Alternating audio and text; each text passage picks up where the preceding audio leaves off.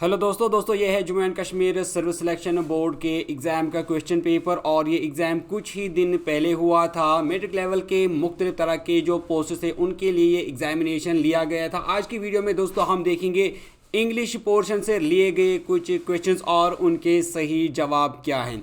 दोस्तों यहाँ पर ये भी कहना चाहूँगा कि हमने इस क्वेश्चन पेपर के ऊपर तकरीबन 4 वीडियोस बनाई हैं। अगर आप वो देखना चाहते हैं तो लिंक्स आपको दोस्तों नीचे डिस्क्रिप्शन में मिल जाएगी। दोस्तों आज की वीडियो को स्टार्ट करने से पहले आपसे रिक्वेस्ट करना चाहूँगा कि आज की इस वीडियो पे मेरा टारगेट है 500 लाइक्स। तो दोस्तों उम्मीद करेंगे कि आप मुझे ये टारगेट हासिल करने में पूरी हेल्प करेंगे वीडियो को लाइक करके। तो दोस्तों चलिए जी स्टार्ट करते हैं आज के पहले क्वेश्चन से, जो कि इंग्लिश पोर्शन से लिया गया है। तो पहला क्वेश्चन है, do not put off till tomorrow what you dash today. तो आपको बताना है यहाँ पर ब्लैंक में इन 4 ऑप्शंस में क्या आएगा। ऑप्शन है आपके पास माइट, कुड, कैन या फिर मे। शाबाश दोस्तों, आपने अपना आंसर लिखें। ये आज की जो वीडियो है आपके लिए एक मॉक टेस्ट के तौर पे भी रहेगी। अपना आंसर लिखें। अगर आप ये एग्जाम दे रहे होते तो आप इसका क्या आंसर लिखते, माइट, कुड, कैन या फिर मे।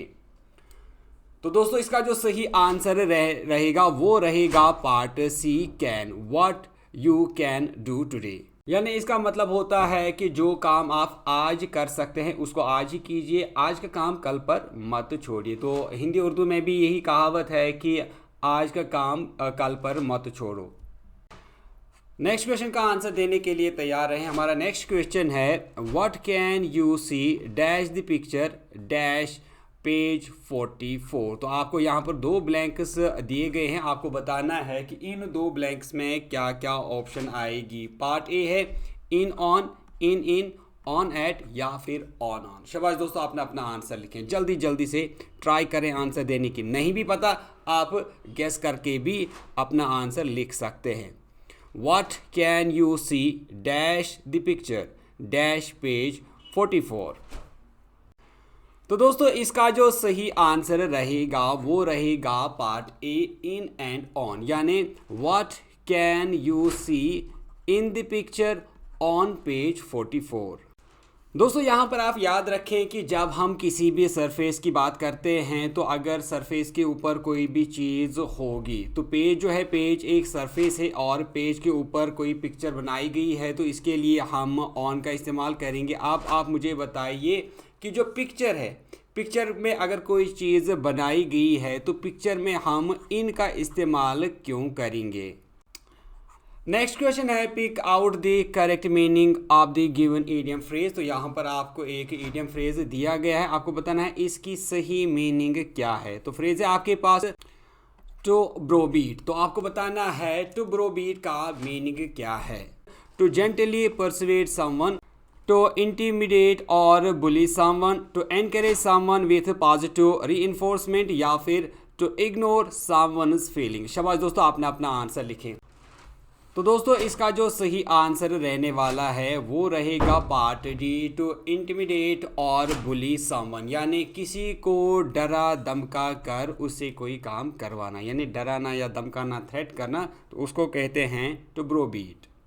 नेक्स्ट क्वेश्चन है, pick out the correct meaning of the given idiom phrase. तो आपको एक और ईडियम फ्रेज दिया गया, आपको बताना है इसकी सही मीनिंग क्या है। ईडियम है आपके पास to play ducks and drakes. तो आपको बताना है to play ducks and drakes का क्या मीनिंग है। 4 ऑप्शन है आपके पास, to manage resources carefully and effectively, to squander money, to be very honest with someone, to have no debts. शाबाश दोस्तों, अपना आंसर लिखें। देखते हैं कि कौन कौन आप में से सही आंसर दे पाता है इस क्वेश्चन का। अगर आपको आंसर नहीं भी पता तो आप कोशिश करें, ट्राई करें, अंदाजे से आप अपना आंसर लिखें।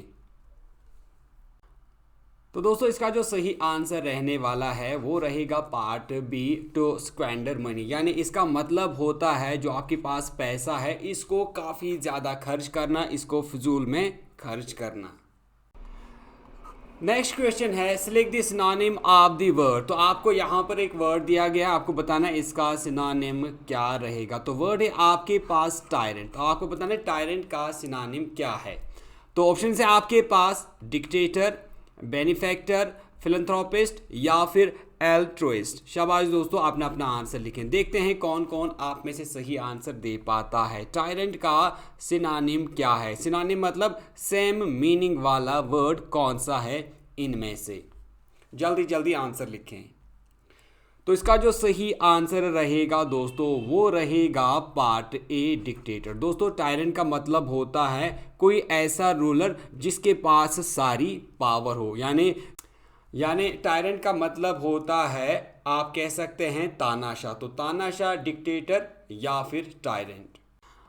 नेक्स्ट क्वेश्चन है select the antonym of the word. तो आपको एक वर्ड दिया गया है, आपको बताना है इसका एंटोनिम। एंटोनिम मतलब अपोजिट वर्ड, आपको इसका बताना है। तो वर्ड है आपके पास लैंग्वेज, तो आपको बताना है इसका एंटोनिम क्या है। तो ऑप्शन है आपके पास लैंगरस, टॉर्पिड, लैकाडेजिकल या फिर वेरल। शाबाश दोस्तों, आपने अपना आंसर लिखे। देखते हैं कि आप में से इसका सही आंसर कौन दे पाता है। लैंग्वेज का एंटोनिम आपको दोस्तों बताना है।